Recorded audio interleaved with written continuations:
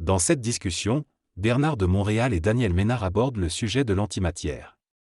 Selon Bernard, l'antimatière se réfère à des états de matérialité en dehors du plan matériel, tels que l'âme, le corps astral, le corps éthérique et le corps mental.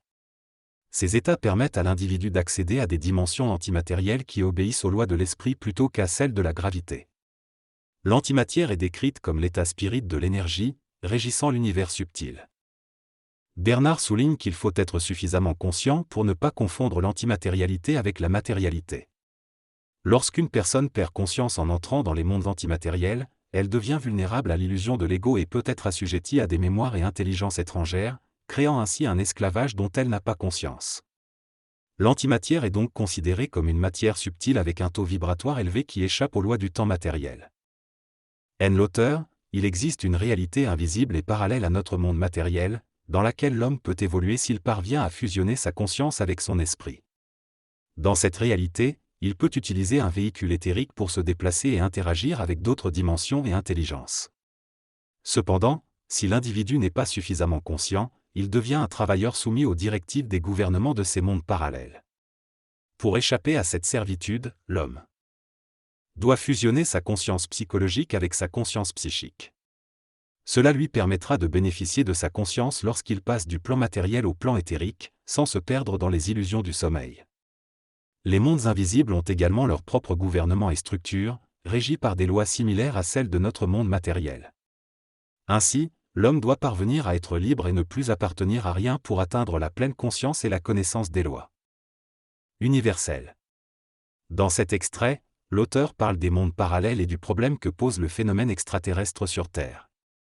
Il explique que l'humanité ne peut pas créer une métacivilisation sur Terre tant qu'elle n'est pas capable de se découvrir elle-même et de perfectionner son esprit, son âme et son ego afin de ne pas perdre conscience en sortant du corps matériel. Il souligne le danger des illusions liées aux expériences dans les mondes éthériques, qui peuvent conduire à la création de sectes. Il appelle l'humanité à se libérer des phénomènes sectaires, qu'ils soient spirituels, politiques, idéologiques ou liés aux ovnis. L'auteur explique que l'homme doit arriver à un stade où il ne peut plus croire, c'est-à-dire qu'il ne peut plus assujettir sa conscience personnelle à la mémoire de la race utilisée par d'autres races dans des systèmes parallèles.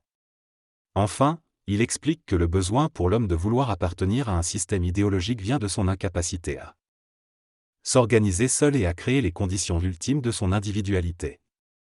Il souligne que certaines idées ou idéologies souterraines peuvent donner l'impression à l'homme de découvrir une condition ultime au-delà de sa condition présente, le conduisant à devenir serviteur d'autres races des mondes parallèles. L'être dont il est question dans cette réflexion doit se conformer à des conventions vastes, peut être lié à des gouvernements galactiques. Cependant, il n'est pas parfaitement développé dans sa conscience intégrale. Il est incapable de se conscientiser à la fois psychologiquement et psychiquement, ce qui le prive d'une conscience complète. Le problème de l'homme actuel et futur est de perdre la capacité de croire. Cette perte est due à une habitude formée pendant l'involution, qui a été manipulée par des intelligences d'autres mondes pour élever ou manipuler la conscience humaine. L'auteur affirme que ce qu'il dit ne peut pas être compris par l'ego, mais plutôt par la conscience transparente de l'ego, qui est le résultat de la fusion de la conscience humaine et qui appartient à l'intelligence individuelle de chaque homme. Il souligne l'importance pour l'homme d'apprendre à vérifier par lui-même cette universalité, afin de ne plus être intéressé par la manipulation de l'énergie de sa conscience mais plutôt par l'observation des illusions dans lesquelles les gens sont pris. Il explique également que les initiés ne s'intéressent pas à l'invisible, mais plutôt à défaire les formes qui empêchent les hommes de pénétrer dans l'invisible de manière créative. Dans cette conversation, Bernard de Montréal explique que l'homme conscient n'est pas capable de croire, mais qu'il ne nie pas non plus les informations qui lui sont transmises. Au contraire, il les examine avec respect et tente de les comprendre.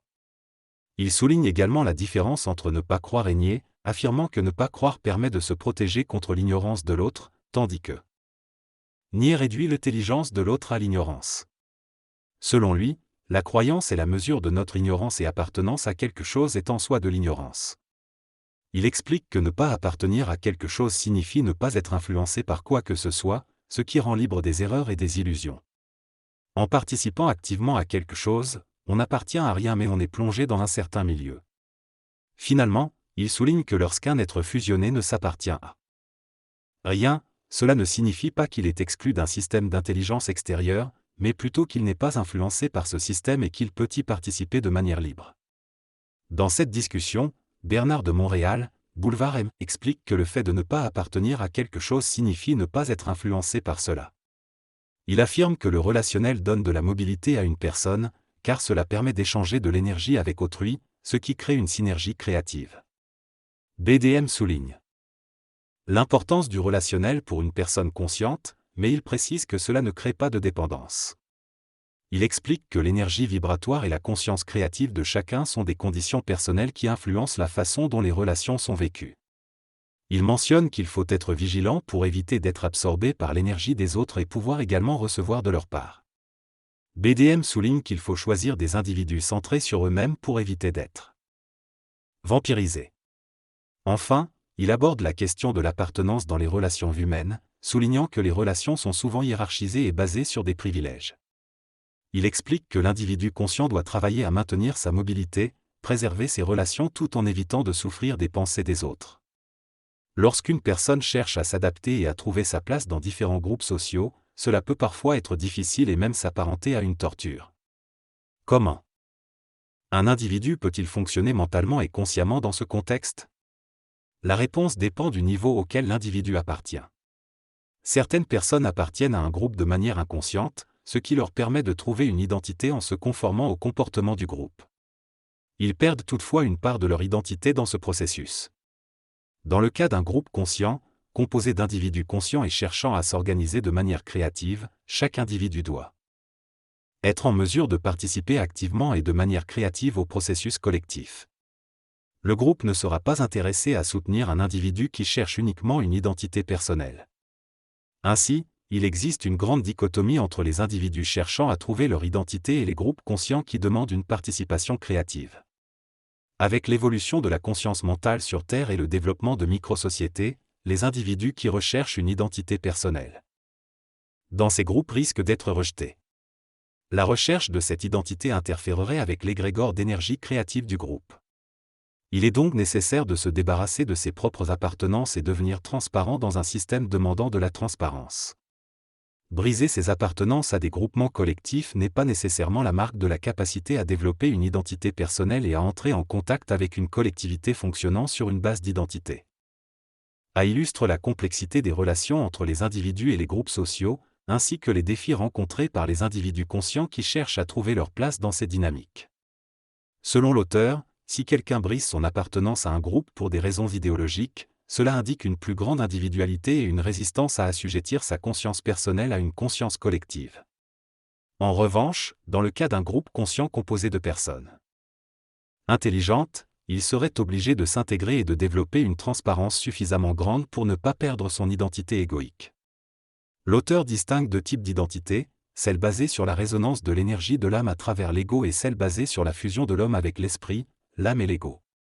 Il soutient que l'identité créatrice est fluide et ne peut pas être érodée, tandis que l'identité inconsciente est vulnérable. L'auteur affirme que de nombreuses personnes confondent la personnalité et la personne et que la psychologie ne comprend pas pleinement le phénomène de l'identité. Il explique que la personne est intégrée dans la relation universelle de l'esprit, de l'âme et de l'ego, tandis que la personnalité est influencée par le karma de l'âme et les liens karmiques avec d'autres âmes. L'auteur affirme que l'homme cherche à être heureux en raison de son besoin d'appartenir à des conventions sociales, mais qu'un homme conscient n'est pas intéressé par le bonheur, car il trouve son identité dans sa conscience intégrale. Dans ce discours, l'orateur explique que la recherche du bonheur est une expérience commune à l'humanité depuis toujours. Cependant, il affirme que lui-même n'est pas intéressé par le bonheur car il le trouve ennuyeux et éphémère. Il préfère plutôt être bien dans sa peau en permanence en développant sa conscience. Il explique que cela nécessite de passer de la personnalité à la personne, c'est-à-dire de sortir de la mémoire collective et astrale pour entrer en contact avec l'âme et l'ego. Il évoque également une évolution vers une conscience supramentale, plus libre des influences extérieures et capable de transcender le cycle de réincarnation. L'orateur souligne que cette transformation implique une lutte contre la personnalité afin de se défaire des sentiments d'infériorité et de trouver l'immortalité de l'être véritable. Il est question dans cet extrait de la diminution du potentiel créatif de l'homme, notamment lorsqu'il s'agit de détruire et de reconstruire de nouvelles formes de mémoire collective. L'auteur explique que l'homme conscient est capable de créer et de détruire des notions selon les besoins de son évolution. Il compare ce processus de construction de connaissances avec l'architecture des mondes parallèles et des constructions matérielles. Il affirme également qu'il existe une relation étroite entre les mondes architecturaux du mental, les philosophies et les spiritualités sur Terre. En comprenant cette relation, l'homme peut ouvrir son esprit et avoir une vision plus vaste des lois de la vie. Il cesse d'être étroit d'esprit et peut embrasser la diversité des croyances et des cultures. L'auteur suggère que cette ouverture d'esprit permet de se connecter avec les mondes mentaux et de réaliser l'orchestration fantastique de l'univers. Dans cette discussion, Bernard de Montréal explique que la notion d'occulte provient du manque de conscience de l'individu. Il affirme que la conscience est vaste et que c'est elle qui est importante, et non pas la science ou les notions. La conscience de l'homme est son feu cosmique, son lien entre l'esprit, l'âme et l'ego, et son immortalité ultime. Bernard souligne que certaines personnes accordent l'immortalité à leur œuvre ou à leur impact dans la société, mais cela relève de l'orgueil. Il mentionne également que l'évolution a un sens réel lorsque l'on ne s'en préoccupe pas et que les gens désirent évoluer pour toucher à l'infini de leur conscience. Dans cet extrait, l'auteur parle de l'évolution de l'humanité vers une conscience infinie. Il explique que l'homme a le potentiel de se déplacer librement sur les plans morontiels, ce qui suscite son désir de connaître et d'explorer cette réalité invisible. Il affirme que l'humanité commence à comprendre et à avoir une science précise de l'invisible, de la conscience, de l'inconscient, de l'âme et de l'intelligence. Il souligne que lorsque l'on peut répondre et savoir tout, cela devient intéressant. Il affirme également que l'écoute est essentielle pour l'évolution de l'homme, que ce soit envers les autres ou envers sa propre intelligence intérieure. Enfin, il mentionne que parler peut devenir fatigant, car cela demande de l'énergie et entre dans un autre temps, mais écouter permet de se reposer et de vivre dans le présent. Plus loin, l'orateur indique qu'il va bientôt s'arrêter car il commence à se sentir fatigué. Il explique que lorsqu'on entre dans un autre temps, on va trop loin et qu'il faut alors contrôler cette énergie. Si on ne la contrôle pas, elle nous contrôle. Il évoque une période d'initiation où l'homme devient de plus en plus intelligent et donc capable de contrôler cette énergie. Il précise qu'il est important que les gens puissent comprendre ce qu'il dit et le trouver intéressant. Il fait référence au fait que le mental de chaque individu est comme une télévision à travers laquelle il reçoit des informations. Certaines personnes sont capables de faire le lien entre les mondes architecturaux du mental et l'existentialisme. Il souligne que c'est intéressant car cela permet une évolution et un changement dans le taux vibratoire des corps subtils. Finalement, il termine en rappelant qu'il ne faut pas se prendre au sérieux et surtout ne pas être cru par les gens.